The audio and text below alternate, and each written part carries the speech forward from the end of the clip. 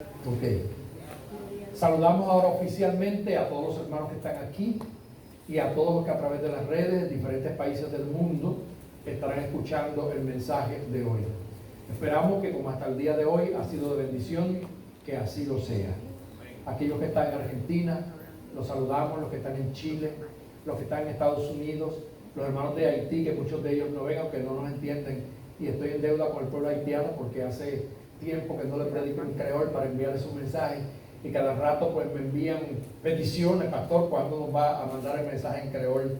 Lo que pasa es que predicar los dos idiomas es muy difícil al mismo tiempo, pero ya voy a sacar tiempo para seguir enviando un mensaje también en creol para mi pueblo haitiano, porque es también mi pueblo. Así que Dios les bendiga a todos en el día de hoy, y vamos a buscar la palabra del Señor, que la vamos a encontrar en la primera epístola de San Pablo a los Corintios. Primera epístola de San Pablo a los Corintios, y vamos a ir al capítulo 5. Damos tiempo a los hermanos nuevos, gloria al Señor, para que puedan conseguir la porción bíblica. Dios bendiga a Pepi, miembro de nuestra iglesia que está en Estados Unidos y que está deseoso por estar aquí, que siempre nos sigue. Nos saludamos desde acá hoy para que él sepa que la iglesia está orando por él y esperamos que pronto regrese para estar con nosotros. Y a todos esos miembros ausentes que tenemos en diferentes lugares, que Dios los bendiga de una forma muy especial. Primera epístola de San Pablo a los Corintios, capítulo 5, versículo 6. Y lo voy a leer a la gloria del Padre, del Hijo y del Espíritu Santo. No es buena vuestra estancia. ¿No sabéis que un poco de levadura leuda toda la masa? Te glorifico, Señor, y bendigo tu nombre, porque para mí es un nuevo privilegio que en tu grande misericordia me hayas escogido para ser predicador del Evangelio. Gracias te doy porque desde el día en que te conocí, tú me diste la felicidad, porque desde el día en que me encontré contigo, Señor, yo puedo glorificarte por este privilegio de que me hayas escogido para ser tu siervo. En este día te pido que me utilices como un canal de bendición.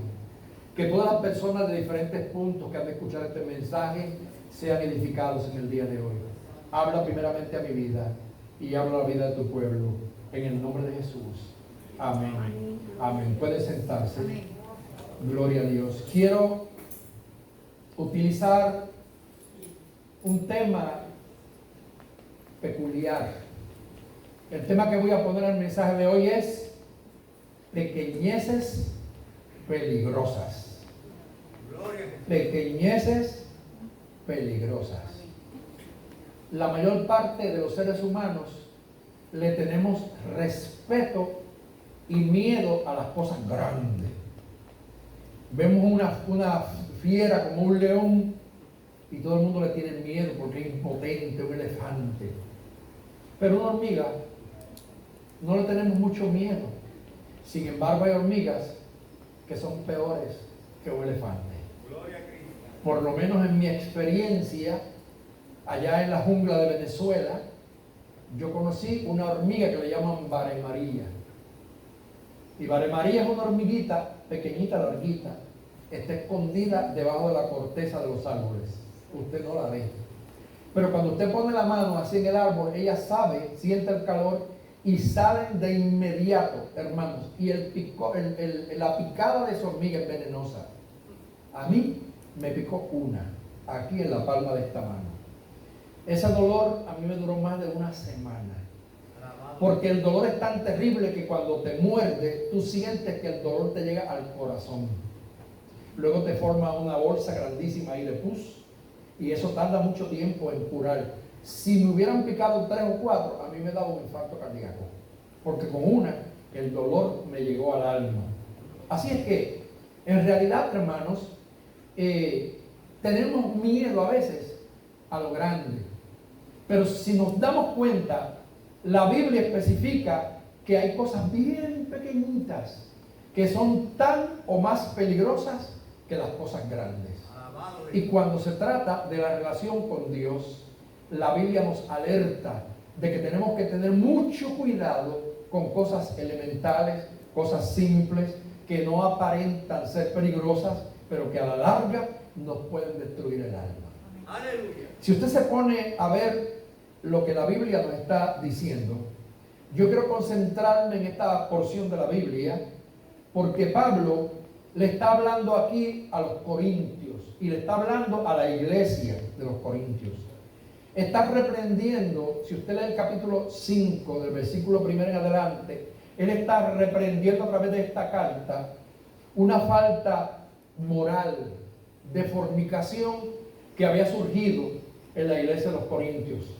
El caso era grave, que él la especifica y la llama tal fornicación. Al decir tal fornicación, lo que está diciendo es que era una fornicación que, aunque todas las fornicaciones son pecados, esa se extralimitaba. ¿Por qué? Porque él dice que ni se debía de nombrar lo que había pasado allí, ni aún entre los gentiles. Y cuando habla de los gentiles, está diciendo de los impíos, porque los corintios no eran judíos. Por lo tanto, como los corintios no eran judíos, ellos eran gentiles. Pero cuando él hace la explicación que no se debía mencionar eso ni entre los gentiles, lo que estaba diciendo era que el caso era tan grave que aún entre los inconversos daba vergüenza. ¿Por qué? Porque era un caso prácticamente de incesto, donde había un hombre de la iglesia que estaba viviendo con la esposa de su papá, o sea, con la madrastra. Ese era un caso de inmoralidad que había allí en la iglesia. Es una cosa escandalosa, ¿verdad? Que cuando esas cosas pasan, pues todo el mundo se asusta, todo el mundo considera que es algo terrible. Ahora, ¿qué pasa? Hay cosas que son tan terribles, hermanos, que la palabra del Señor las condena. Sin embargo, la iglesia de Corintios cometió un error. Y el error de los corintios, por lo que Pablo tiene que hablarle en este caso, era de que ellos lo habían considerado ese pecado como algo normal, lo vieron como algo sencillo, y la decisión que la iglesia tenía que tomar en cuanto a lo que estaba pasando no se tomó. Bueno, el apóstol Pablo en ese caso dijo: si yo hubiera estado allí, lo hubiera expulsado de la iglesia. ¿Por qué? Porque se habían convertido en manchas en sus ágapes. Ágape es la palabra amor en el sentido espiritual. El ágape identifica el amor de Dios, que es el amor que se da sin esperar nada a cambio. Porque los que saben un poquito aquí de lo que es el amor, hay tres palabras para el amor. Está primero el ágape, que es el amor de Dios, que es el amor que se entrega de gratis, el amor con que Cristo nos amó. Está el amor filial, fileo, que es el amor obligatorio. ¿Por qué es el amor obligatorio? Porque es el amor familiar, es el consanguíneo, que tú tienes que amar a tu hijo aunque sea lo que sea, que tienes que amar a tu padre aunque sea lo que sea, porque en realidad es un amor que nos corre ya por nuestra naturaleza. Y está la tercera palabra, que es eros, que es el amor erótico, o el amor que siente un hombre por una mujer o una mujer por el hombre. Entonces, hay una diferencia entre las tres manifestaciones de esa palabra amor. El amor ágape es el amor que nos identifica directamente con Dios, y es el que nos hace ver que es un amor especial porque no pide nada a cambio. El amor erótico es un amor egoísta, porque el hombre ama a la mujer si la mujer lo ama. Pero si la mujer no lo ama, ¿qué hace? La deja y se busca otra. Así es esto. Porque es un amor egoísta. Tú me amas, yo te amo. No me amas, no te amo. Dios no es así. Dios te ama aún cuando tú no lo amas. Tan tremendo es el amor divino que la Biblia dice que aún cuando nosotros somos infieles, Él permanece fiel. Ahora, la palabra ágape también se utilizaba en el tiempo antiguo para unas actividades o fiestas de confraternidad que utilizaban las iglesias. ¿Y qué pasa? Cuando ellos se reunían, decían, vamos a tener un ágape. Y era que iban a compartir comida, que los hermanos iban a sacar un día para relacionarse unos con otros. ¿Y qué pasa? Que ahora Pablo, cuando hay esta actitud y estas situaciones hacia las iglesias, decía que hay gente que son manchas en los ágapes. ¿Por qué? Porque su estilo de vida moral es tan oscuro, es tan malo, que entonces opaca la belleza, la claridad de los demás. Por lo tanto, cuando en una congregación hay una persona o hay varias personas que están viviendo una vida inmoral, eso daña la imagen de toda la congregación. Por eso es que ahora Pablo tiene que hablarle de la forma que le está hablando a los corintios y los regaña. Y en esta carta él toma el momento para exigirle y le hace ver que lo que ellos están cometiendo es un error. ¿Por qué razón? Porque él le dice ahora, mire, ¿no sabéis que un poco de levadura leuda toda la masa? Ahora Pablo comienza a utilizar una figura, un elemento normal y natural. Usted sabe que Cristo, cuando predicaba, él era experto predicando por parábolas. Y las parábolas son ilustraciones de cosas naturales o tangibles para traernos un mensaje espiritual. Pues dentro de la Biblia, nosotros vamos a encontrar en diferentes ocasiones que muchos de los escritores utilizaban ilustraciones de cosas que eran conocidas por la gente para crearle conciencia en cuanto al espiritual. En este caso, cuando él le dice, no sabéis que un poco de levadura leuda toda la masa, pues yo quiero ahora, primeramente, darle unas definiciones. Porque la primera reprensión que él le hace es, escuche bien, no es buena vuestra jactancia. Usted ha oído la palabra jactancia, ¿verdad? La palabra jactancia significa en nuestro idioma alabanza propia, desordenada y presuntuosa. 3 definiciones. El que se alaba a sí mismo es un jactancioso. Pero también, de acuerdo al diccionario, dice que el que tiene una vida desordenada también es un jactancioso. Y el que vive una vida presuntuosa, o sea, el que cree que se lo merece todo, también es un jactancioso. Entonces, en el segundo término de interpretación que el apóstol Pablo le da a la jactancia, es que le llama la atención a los corintios y le dice, no es buena vuestra jactancia. O sea, ustedes corintios se sienten tan autosuficientes, ustedes se están sintiendo tan grandes y tan elocuentes que están dejando pasar algunas cosas que aparentan ser elementales para ustedes, pero que lo que están haciendo es daño a la obra del Señor. ¿Por qué? Porque el jactancioso, como tiene alabanza propia, no se preocupa por la condición de los demás. Ahí es que está la primera condenación que el apóstol Pablo le está haciendo a los corintios.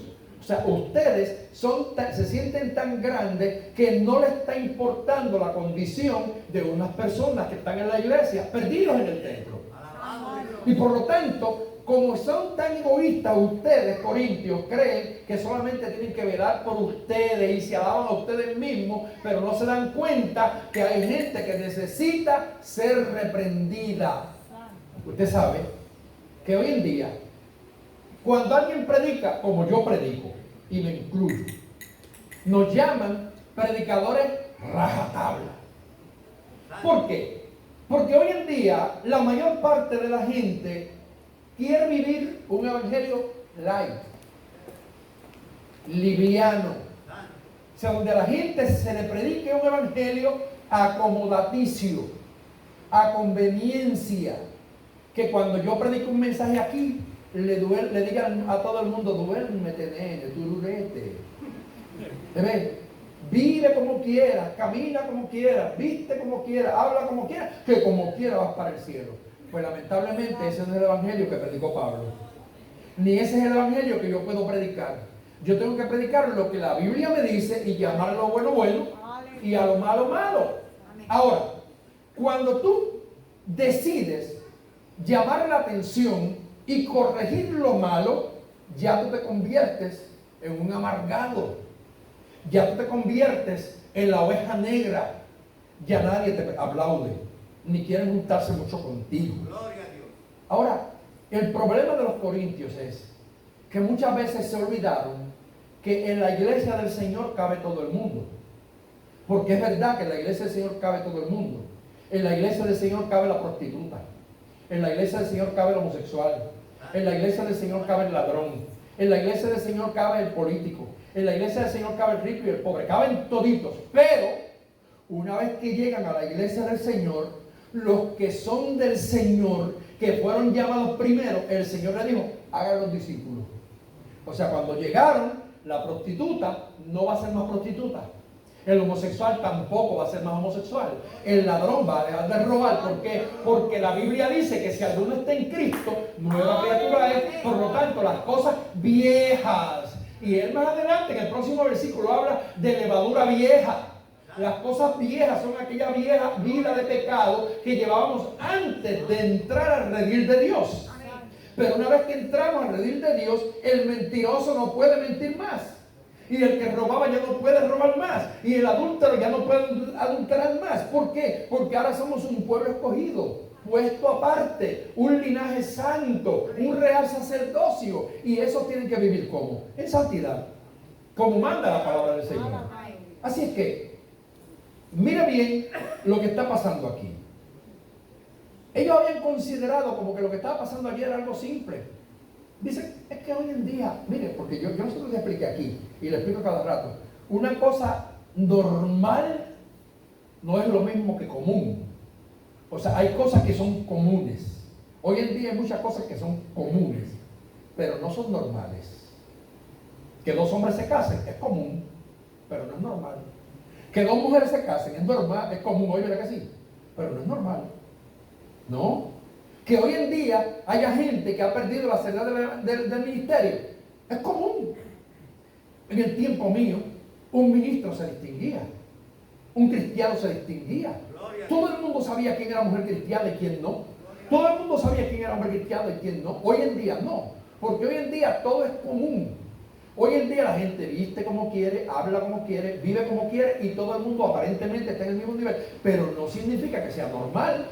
Lo normal es aquellas cosas que se hacen de acuerdo a lo establecido, a la normalidad, a lo que Dios creó y a lo que Dios estableció. Ahora, veamos bien este peligro, hermano, de las pequeñeces. En nuestros días existe el error de minimizar lo malo. ¿Qué es minimizar? Está lo mínimo, que es lo menos, y lo mayor, que es lo mucho. Hoy en día vemos que toda la gente dice, eso no es nada. Y se ha hecho ya común. Eso no es nada. Y pasa como, por ejemplo, estos casos que hemos visto de madres y de padres que ven que un niño trae a la casa un carrito y llegan con el carrito. ¿Y ese carrito de dónde lo sacaste? Eso me lo regaló mi compañero de escuela. Y la madre no se preocupa, el padre no se preocupa para ir a averiguar si verdaderamente se lo regalaron. Ah, pues como es normal y es común que alguien te regale un carrito, lo dejamos pasar. Pequeñeces. Pero ¿qué sucede? Que más adelante ese niñito que trajo el carrito, cuando ya tiene 15, 16 años, te aparece con una bicicleta. Y me la regalaron. Y le creíste. Luego te aparece con una motocicleta. Te la regalaron. Los caros que están. Pero como ya acostumbraste a ver que esas eran pequeñeces, hasta que te llegó con un carro a la casa y no te das cuenta que tienes en la casa un ladrón. Que ese ladrón lo tenías en potencia, como hablaba el filósofo Platón de los griegos. Platón decía que muchas cosas eran en potencia primero y luego en acto. Por ejemplo, una mujer embarazada, decían, mientras está embarazada, es una madre en potencia, todavía no es madre, porque madre es cuando pare. Así que mientras está embarazada, una madre en potencia, pero una vez que parió, ahora una madre en acto, porque ya pasó la acción. Pues, ¿qué pasa? Muchas veces las pequeñeces nos permiten a mucha gente y a la sociedad tener en la casa a una serie de ladrones en potencia. ¿Por qué? Porque estamos tolerando pequeñeces que aparentemente no son nada, que no tienen importancia, y lo que estamos haciendo es dándole las herramientas para que ese ladroncito mañana sea un ladronzote. Y que llegue el momento en que se convierte en un criminal, porque cuando llegue el momento y no pueda robar a la buena, va a robar a la mala. Usted está entendiendo el punto, ¿verdad? O sea, son pequeñeces a las que Pablo está llamando la atención, no solamente por el caso que estaba pasando en Corintio, sino por lo que pasa en la vida cotidiana de todos los seres humanos. Un poquito de levadura leuda toda la masa. Entonces, ¿qué es entonces levadura? Mira, levadura es una masa constituida por ciertos hongos. Y escuche lo que dice el diccionario: capaz de fermentar el cuerpo con el que se mezcla. ¿Cuál es el cuerpo en el término de hacer pan? Usted agarra la harina de trigo, le echa agua, le echa sal. Pero si usted hace eso para hacer pan, no funciona. Se va a quedar como una tortita nada más porque le falta un elemento. ¿Cuál es el elemento? La levadura. Entonces, la levadura, ¿qué sucede? Que es eso que fermenta la harina una vez que está mezclada con el agua. Se le echa la levadura y se fermenta. Y usted sabe que el fermentar lo que hace es dañar lo original. La harina de trigo, que era original, una vez que se le echa levadura, por poquita que sea, se dañó. Ya no está en el estado original. Ahora, ¿qué pasa? Que esa harina se sube, se infla. ¿Y qué pasa? La Biblia habla de panes sin levadura y habla de panes con levadura. En el ritual de la ley judía, Dios exigía que todos los panes que el pueblo consumía en lo ceremonial y lo que ponía en el templo eran sin levadura, o sea, sin adulterar, sin fermentar, sin dañar. Eso me trae a mí un mensaje espiritual y te trae a ti un mensaje espiritual. Tú eres pan de Dios. Y tú no puedes estar leudado, tú no puedes estar fermentado, tú no puedes estar dañado porque Dios te quiere como Él te hizo. Para la gloria de su nombre. Ahora, ¿qué te daña? ¿Pecadito o pecadote? Porque usted sabe que lo tradicional es que la Biblia, o sea, que la tradición habla y que de pecados capitales. Por ejemplo, el adulterio. La gente piensa que el adulterio es el pecado más grande que puede haber. Porque usted sabe que hasta la Iglesia Católica no acepta el adulterio y lo considera como un pecado capital.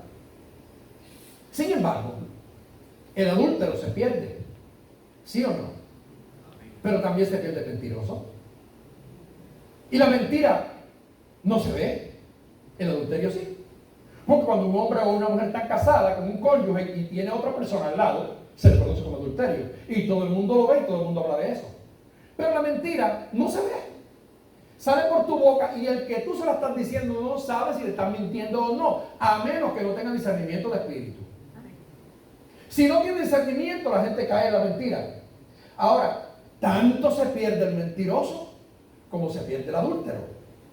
Tanto se pierde el ladrón como se pierde, mi querido hermano, el matón. O sea, no hay pecaditos ni pecadotes. Porque por eso es que aquí el apóstol Pablo está descartando la posibilidad de que la gente se pierda por cosas grandes nada más. Él está diciendo un poquito de levadura. Mire, un poquito. Y usted puede tener un saco de harina y el saco puede pesar 100 libras. Échele media cucharadita de levadura nada más a un saco completo. No hay una pizca de la harina que no se dañe. Porque la levadura fermenta tanto que todo lo que toca y con todo lo que se mezcla daña. Por eso es que esto tiene relación con el pecado. Cualquier pecado que el hombre cometa daña su relación con Dios. Tú eres la masa perfecta. Dios te hizo perfecto. El día que aceptaste a Cristo, Él quitó la levadura vieja. Sacó de ti lo que te fermentaba y lo que dañaba tu relación con Dios. Pero si una vez que estás en el Evangelio te descuidas y cometes un pecado y no te arrepientes de él, la masa se dañó. Y Dios no quiere que tu masa se dañe. Sí, hermanos. Mire, hay gente que sustituye unos pecados por otros para decir que esto sí y esto no. Por ejemplo, aquí, un ejemplo que voy a dar. En Puerto Rico, la marihuana fue siempre, señalada como una droga que crea vicio. La marihuana, el que la usaba, pues era un vicioso. Y siempre la marihuana conducía a la cocaína y conducía a la heroína y por ahí porque se empezaba por la marihuana. Después cambiaron la marihuana y la ciencia inventó lo que llamamos el cannabis. Y dijeron que el cannabis era algo medicinal. Entonces, ¿qué sucede? Mucha gente que eran viciosos de la marihuana, pues ¿qué pasa? Para decir, ya no soy adicto, la cambiamos a cannabis. Y no la usan porque están enfermos. No la usan porque se la recetó el médico, sino simplemente porque la masa que estaba dañada con la levadura de la marihuana todavía no quiere limpiarse totalmente y quiere seguir en el mismo hábito. Entonces, no se puede sustituir un pecado por el otro porque pecado es pecado.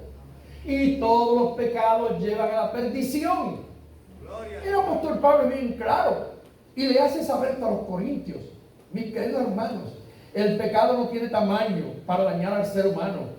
No hay pecado grande ni pequeño. Toda transgresión a la ley de Dios es pecado. Mira, los corintios se sentían tan grandes y se jactaban como que ellos estaban limpios. Sin embargo, estaban viviendo en medio de un caso de inmoralidad terrible. Ahora, ¿qué pasa cuando esa levadura entra a la iglesia? Leuda la iglesia. Leuda la iglesia. Yo no sé cuántos han tenido la oportunidad de vivir el evangelio que yo viví. Y mi primo, el que está enfermo ahora mismo, Jesús, que estamos orando por él, escribió un libro, él es escritor de libros, escribió un libro que su título es La iglesia que yo amé. Y en esa iglesia, en ese libro le hace un recuento de la iglesia donde nosotros nos criamos, la iglesia de Dios Pentecostal, MI, del barrio Torruiz de Humacao, que pastoreó el reverendo Isabelo García. De allí nosotros nacimos, allí nos criamos. Allí yo estuve hasta los 16 años. Y aquella iglesia, para nosotros, tiene un valor hasta el día de hoy porque formó nuestra vida, formó nuestro carácter y vimos cosas que hoy no se ven, lamentablemente, en el Evangelio. Por eso es que él llama a ese libro La iglesia que yo amé y pone el título, el término amé en pasado. ¿Por qué? Porque cuando la comparamos a la iglesia de aquel tiempo con la iglesia de hoy, nos damos cuenta de que mucho han cambiado las cosas. De que en aquel tiempo la iglesia vivía en la masa original, donde no estaba leudada, donde la gente dependía del Espíritu Santo, donde no habían institutos bíblicos, no existían los seminarios. Solamente había la escuela bíblica dominical, que yo me acuerdo que la de los niños tenía un nombre. Las damas eran mensajeras del Señor, los niños los heraldos de Cristo, los varones y los niños joyas de Cristo, las joyas de Cristo. ¿Y qué pasa? Cada domingo íbamos a la escuela bíblica y nos enseñaba la palabra.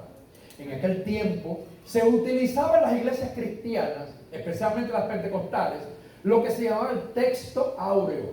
El texto áureo era el texto central del expositor. Y era una obligación de que todos los estudiantes tenían que memorizarse el texto áureo. ¿Cuántos se acuerdan de eso? ¿Se acuerdan? En la iglesia de Juancho. ¿Se acuerdan de la Carmín? ¿Se acuerdan de Candelija? El texto áureo era un deber de todos los cristianos aprenderlo de memoria y antes de terminar el estudio uno tenía que recitarlo. ¿Qué hacía eso? Que nosotros los niños desde pequeños íbamos nutriendo nuestra alma con conocimiento bíblico y teníamos dentro del cerebro y de nuestra computadora una serie de versículos bíblicos grabados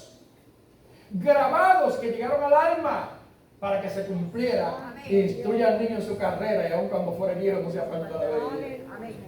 Pero ¿qué pasó? Que cuando la iglesia le dio entrada a la levadura que la fermentó, echamos a un lado la educación cristiana. Las escuelas bíblicas se han ido eliminando en la mayor parte de las iglesias. Tristemente lo digo, porque recuerde que yo soy un pastor para gloria de Dios internacional y que tengo iglesias que dirijo para gloria de Dios, vuelvo y lo digo, en diferentes países del mundo. ¿Y qué pasa? De los años 80 para acá cambiaron las cosas en el mundo cristiano y, por ejemplo, Hay iglesias que critican aquello que se llamaba sociedades. En las iglesias había sociedad de niños, había sociedad de jóvenes, había sociedad de damas y de caballeros. Y llegó un momento que en los 80, la nueva generación de prosperidad y de este estilo empezaron a decir que eso eran programas obsoletos, que eso no funcionaba. Oiga, sin embargo, aquellas sociedades que había en las iglesias fueron las que formaron cientos de predicadores. Porque era la sociedad de damas y la sociedad de caballeros, la de niños, donde nos entrenaban a predicar mensajes cortos, donde nos daban oportunidad para cantar un especial, nos daban oportunidad, hermanos, para predicar un mensaje corto y para cantar y dirigir un culto. Pero a partir de los años 80, cuando la levadura entró en la iglesia cristiana y empezó el mundo a meterse en la iglesia, todo lo original, todo lo que funcionaba, comenzaron a decir que era obsoleto, que ya era tradicional, que ya eso era legalismo, y entonces redujeron las iglesias a sacar la educación cristiana verdadera para comenzar unos cultos que se componen solamente en tener un grupo de bailarines, de danzarines y de adoradores al frente y todo el mundo ahí como babieca. Alabado Jesús. Que unos cantan y los demás como foca. Y la levadura entró a la iglesia, aleluya. Y lo que estoy diciendo lo digo por el Espíritu de Dios que está aquí en este día. Y empezaron a llegar a la iglesia un montón de gente, artistas del mundo, que supuestamente que se convirtieron, y pastores ignorantes bajaron a los verdaderos hombres y mujeres de Dios, que tal vez no tenían tono, no cantaban ni en re, ni en fa, ni en do. Y los bajaron y subieron a los altares a un montón de gente que no había nacido de nuevo. De gente que traía una fama mundana, pero que no se habían convertido al evangelio. Y le dimos entrada a la levadura a los altares. Y los altares se fermentaron. Y se fermentaron con una serie de alabanzas y de cánticos sin sentido. De mucha lírica, pero de poca unción. De mucha lírica, pero sin poder del Espíritu Santo. De mucho espectáculo, danza, brinco y salto, pero no hay poder de Dios. Y la iglesia de hoy, al igual que la de Corinto, tiene que volver a la senda antigua y comenzar a sacar la vieja levadura, esa levadura que ha dañado la adoración auténtica. Y tenemos que volver a tener los altares, hombres y mujeres que canten para Dios y que no lo hagan como un artista, ni que lo hagan para un espectáculo, sino que lo hagan para adorar al verdadero Dios. Oh gloria, aidas te merecéis. Oh gloria, aleluya. Mira, la levadura entró tanto en la masa de la iglesia, y digo después de los 80, porque yo soy convertido desde que nací, y nací en el 56. Pero de los 80 fue que yo noté el cambio en Puerto Rico y en el mundo. La levadura entró tanto que hoy en día, si a usted lo ven hablando en lengua, lo miran como que usted es un extraterrestre. ¿De qué planeta cayó? Gloria a Cristo. Porque la iglesia original, cuando no había fermentación, cuando la iglesia estaba en la harina pura, cuando la iglesia estaba en la masa pura, los cristianos eran bautizados en el Espíritu Santo y hablaban en nuevas lenguas como señal. Y en la iglesia había profecía, no charlatanería de la que hay hoy. Porque una cosa es la profecía auténtica, donde Dios levanta un vaso y dice, así dice Jehová. Y es Jehová que está hablando. Y no la charlatanería que hay de un montón de gente que se autoproclaman profetas. Y cuando se llaman, tengo una palabra para ti. Pues yo no la quiero. Yo no quiero palabra tuya. Yo quiero palabra de Jehová. Porque cuando Dios me habla, Dios es que me habla. Pero cuando me hablas tú, me vas a hablar de acuerdo a lo que tú crees que yo quiera. Gloria a Dios. La levadura entró y leudó. ¿Qué es leudar? Es fermentar. Es dañar la masa santa. Es dañar la masa pura.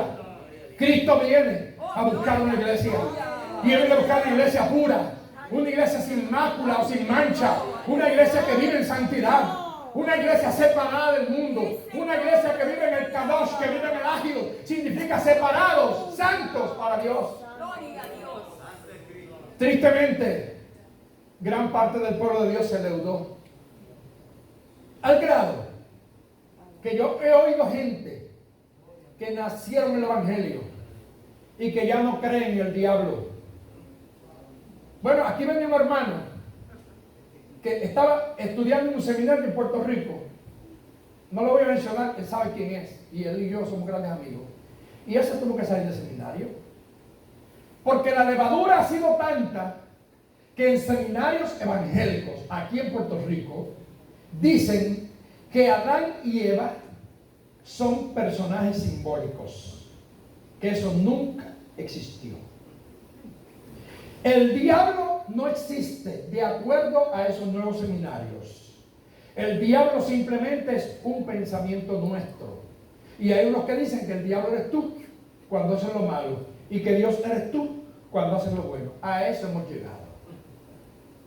Y le estoy hablando no de la ciencia cristiana, ni le estoy hablando de los testigos de Jehová, ni le estoy hablando de adventistas ni de mormones. Estoy hablando de gente que se llaman pentecostales, que se llaman evangélicos, que perseveran en la iglesia donde antes veían a Dios, pero ahora no ven ni su sombra.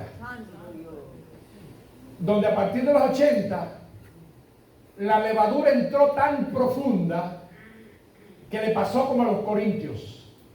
Se jactaron, y muchos saben, desde fines de los 70, 80, en Puerto Rico comenzó a haber una competencia conciliar. Y el que me oiga en este malo, problema suyo. Los concilios empezaron a pelearse unos con otros, porque cada concilio quería tener más iglesias, porque más iglesias significaba más diezmo, significaba más ofrendas, significaba más ofrendas misioneras. Y hay concilios en Puerto Rico que son millonarios en dólares. Pero me pregunto, ¿dónde están los milagros? ¿Dónde está la sanidad divina? ¿Dónde está la salvación de las almas? Porque salvación de almas no significa cantidad de gente en el templo. Porque hay templos que están llenos y llenos y llenos de gente y ninguno de ellos va para el cielo. Hay gente que tiene 2,000 miembros y posiblemente 20 se levanten. Esto no es cuestión de cantidad, esto es cuestión de calidad. Dios viene a buscar calidad. Dios viene a buscar gente sin levadura. Dios viene a buscar una iglesia que esté separada para Él. Entró la competencia de los templos grandes y bonitos. Yo recuerdo que en Humacao, mi pueblo, la iglesia de Dios Pentecostal construyó un templo grandísimo en el pueblo, precioso. Y yo me acuerdo aquel año. Fue el primer templo grande que yo vi. A partir de ahí, no sé si fue envidia o si fue competencia, empezaron toda la gente a construir templos. Pero unos templos, mis queridos hermanos, que hoy en día no le llaman templos, sino megatemplos, macrotemplos. Pero vea hoy, 2022, templos con cabida para 15,000 y no tienen 200 personas. Templos con cabida para 2,000 y no tienen 30. ¿Por qué? Porque la jactancia ha hecho que la gente se adore ellos mismos. Y pusieron la mirada en estos templos. En estos templos. Y ¿saben una cosa? Dios no vive aquí. Dios vive aquí. Dios no vive en esta casa. Dios se lo dijo a David. Dios se lo dijo a Salomón. Yo no vivo en casa hecha de manos de hombre. Yo vivo en el corazón del hombre. Y la Biblia dice, ¿no sabéis que sois templo de Dios y que el Espíritu de Dios mora en vosotros? Dios habita en tu templo. ¡Hey! ¡Ay, Señor, gloria! ¡Ay, Sominahai! ¡Urría no estima la hey!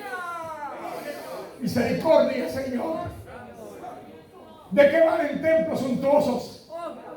¿De qué valen iglesias con tantos adornos? ¿De qué valen alfombras? ¿De qué valen altares llenos de oro, lleno de plata, si la presencia de Dios escasea? Si estamos con el tiempo de Elí, cuando la palabra de Jehová escasea, porque los altares están llenos de comediantes, porque los altares están llenos de un montón de gente que está dando muchos seminarios.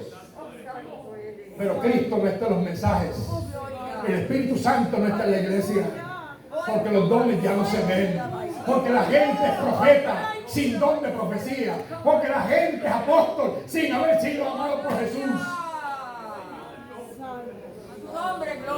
Gloria. Yo tengo la evidencia. Yo tengo la evidencia de que ya hay países donde hay títulos que le han dado a ministros que ya no se conformaron con ser apóstoles. Ahora le llaman querubines, y le llaman serafines, y le llaman arcángeles. Y eso se está dando ya en la tierra. Y yo, cuando me mandaron toda esa evidencia, un pastor amigo mío, dije, se quedó el cielo vacío, porque los ángeles se bajaron. Oiga, pero lo que yo sé es que los ángeles que se bajaron con Satanás. Los que se bajaron con Satanás, y eso se convirtieron en demonios. Así que hay que tener cuidado con esos títulos, porque Dios lo que está buscando es gente humilde. Porque la jactancia, le dije al principio, que es la alabanza propia. Mire, cuando se leudó la masa después de los 80, a los pobres en muchas iglesias cristianas los echaron a un lado. ¿Por qué? Porque empezamos a oír un evangelio de prosperidad, donde solamente los que tenían casas en Montellera podían ser miembros, donde solamente el que tenía un Mercedes o un Jaguar tenía privilegio de ir a los templos. Y aquí en Puerto Rico llegó el extremo de que hubieron iglesias que se cobraba la entrada, y que para tú sentarte en los primeros bancos, y eso muchos lo sabemos, había que pagar hasta $50 para poder ocupar los primeros bancos. Se hicieron millonarios, se hicieron ricos. Pero ¿saben una cosa? Que no todo el que me diga Señor, Señor entrará en el reino de los cielos. Cuando Juan el Bautista estaba a punto de morir, le llegó una duda y le mandó a decir a Jesús, ¿eres tú el que había de venir o esperaremos a otro? Y Jesús dijo, vayan y dile a Juan, los ciegos ven, los sordos oyen, los cojos caminan, y a los pobres les ha anunciado el evangelio. Dios mandó el evangelio a los pobres. Y la misma Biblia dice que Dios ocultó estas verdades grandes a los poderosos y a los grandes de la tierra. Bill Gates no sabe lo que Eliacín Torres sabe.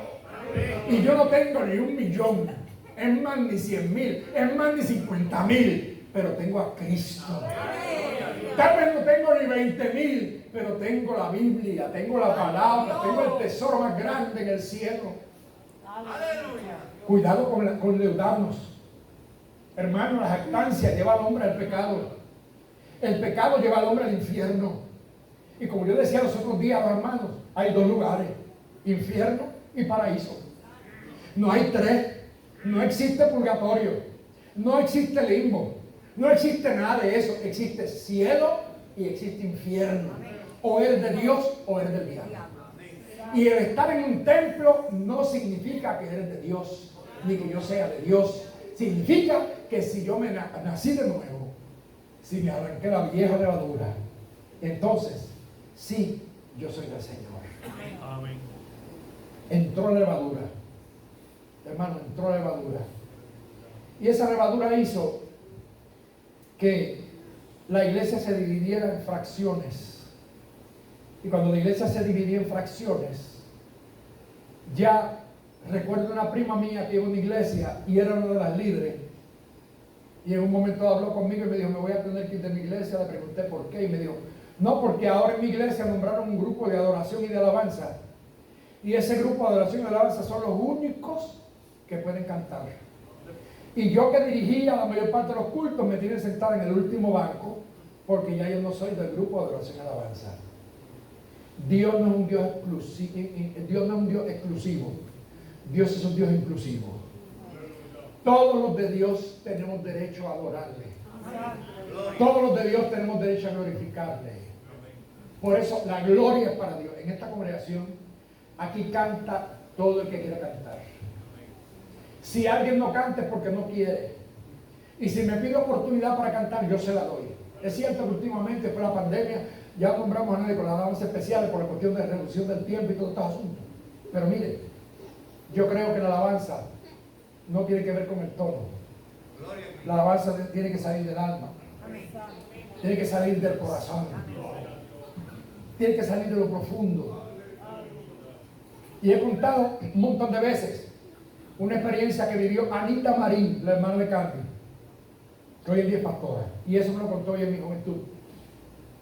Anita tuvo una experiencia donde una mañana ella la llevaron al cielo, según ella me contó. Y de momento escuchó a una persona cantando, y esa persona cantaba en la iglesia donde ella perseveraba. Y la persona cantaba hermoso, cantaba en tono, muy lindo. Y el Señor le dijo, ¿la conoces? Sí, la conozco. Ese es fulano de tal. Y el Señor le dijo, todo el mundo la oye menos yo. Porque ella canta muy bonito, pero nunca canta para mí. Canta para que le escuche la gente. Y de momento Anita escuchó a una hermanita que había en la iglesia de Elías, que se llama la hermana Carmen Morales, que ella no sabía ni do, ni re, ni fa, ni mayor ni menor. La hermana cantaba desentonada, a grado que un día, cuando iba a cantar al frente, el hermano dijo, allá va la hermana Carmen a dar una razón. Porque ella casi hablaba, cuando cantaba no tenía todo, casi hablaba sin tono. Y Anita le escuchó a esa hermana cantando, y el Señor le dijo, ¿y a esa la conoces? Sí, claro. Esa hermana Carmen Morales, que a nadie le gustó ir a cantar en la iglesia porque ella canta bellísimo. Y el Señor le dijo, pues esa perfuma mi trono. Porque siempre que canta lo hace para mí. Oiga, el evangelio leudado es el evangelio que hace diferencia entre unos y otros. El evangelio de la masa original, de la que no se ha dañado, no hace excepción de personas. Mire, por eso es que este viejo que está aquí, que soy blanco de raza, los ojos míos son hazel. Fíjese, y este blanco, Dios lo mandó a un país de negros. Y los haitianos son negritos. Aleluya. ¿Y por qué Dios no mandó un negrito allá? Me mandó a mí. Y yo los amo con el alma. Y yo, esos haitianos, mire, tengo 17 hijos adoptivos. Todavía me quedan 6 en mi casa. Y yo no quiero cuenta con mis negritos. Y yo amo a mis negritos. Y el que se mete con mis haitianos se metió conmigo. ¿Sabe por qué? Porque el evangelio no leudado es el evangelio que no hace excepción de personas. En el evangelio leudado hay racistas. En el leudado y un poquito de levadura leuda toda la masa. Y recuerdo la experiencia de un pastor que contó una vez que él tuvo la experiencia de morir, y cuando creyó que iba para el cielo lo desviaron, y cuando él vio que iba para el infierno, él dijo, Señor, pero si yo soy tu siervo, esto no es el camino al cielo. Y dijo, no, es que tú no vas para el cielo. ¿Pero y por qué? Porque tu hija, que es blanquita, se casó con un negrito, y tú hasta el día de hoy nunca lo has querido y nunca lo has amado porque tú eres racista, y los racistas aquí no entran. Hermano, un poquito de levadura leuda toda la masa. Esos que hacen diferencia entre este y aquel por la raza, cuidadito. Un poquito de levadura leuda toda la masa. Mira, hermano, Dios no quiere que la levadura del pecado dañe su iglesia. Esto no solo tiene que ver con la iglesia como organismo, sino que tiene que ver también con cada cristiano individualmente. Y muchas veces, como dije al principio, consideramos cositas pequeñas y no sabemos que nos pueden llevar a la ruina. Y ahora, Jesús de Nazaret. Aleluya. Pues lo dejo hasta aquí entonces. Esto es para algo. Pues yo estaba empezando ahora que estaba viendo yo justo.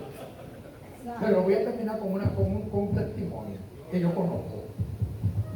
Y déjenme marcarlo aquí porque son como 10 páginas. Imagínense usted, déjenme ponerlo aquí, que no se nos pierda. Un caso que yo conocí desde mi juventud, de un hombre cristiano, que él había sido un siervo de Dios, pero se apartó del Evangelio, y cuando se apartó del Evangelio cayó en el alcoholismo, se convirtió en un alcohólico. Después de años en el alcoholismo, él se reconcilió con el Señor y volvió al Evangelio. Perseveró y llegó a crecer al grado que llegó a ser diácono de la iglesia donde perseveraba. Muy firme. Y un día su hijo se fue a casar. Y cuando el hijo se casó, a él lo pusieron a servir la comida. La boda no era una boda cristiana porque su hijo no era cristiano. Y él empezó a servir. Y sirvió y sirvió y sirvió comida, sirvió todo. Pero llegó el momento en que ya tenía una sed el hombre terrible. Y cuando fue a la cocina, lo único que quedaba eran cervezas. Ya no había ni Coca-Cola, ni había agua, cervezas. Y empezó la tentación. Y usted sabe que hacen unos anuncios por la televisión que le ponen la frita y le ponen gotitas así para tentar a la gente. Y él empezó una batalla mental allá en la cocina solito. La mente le dijo, nadie te está viendo. Bébete 2 buchecitos nada más por esa sed que tú tienes. Y decía, no puede ser, yo soy un siervo de Dios. O sea, la masa estaba no leudada, pero las pequeñeces son peligrosas. Y en esa batalla que tuvo, en un momento no pudo resistir la tentación, y como no había nadie con él, estaba solito en la cocina, destapó una cervecita y se bebió un poquito para calmar la sed, pero le supo buena. Y siguió y se la bebió completa. ¿Sabe qué pasó? El demonio de alcoholismo que había salido de él, que la Biblia dice que cuando el demonio sale del hombre se va a lugares secos y está dando vuelta, volvió. Y detrás de la cerveza, Satanás entró en él.